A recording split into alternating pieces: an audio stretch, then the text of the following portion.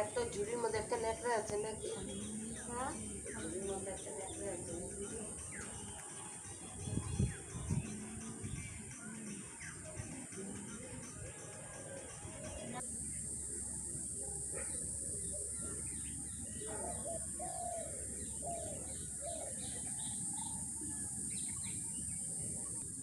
না ওটাও তুলবে না।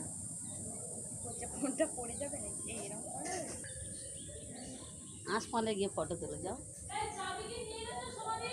হ্যাঁ হ্যাঁ, ওই প্লাস্টিকটা নিচে নিয়ে যাবে, অল্প লাগতো।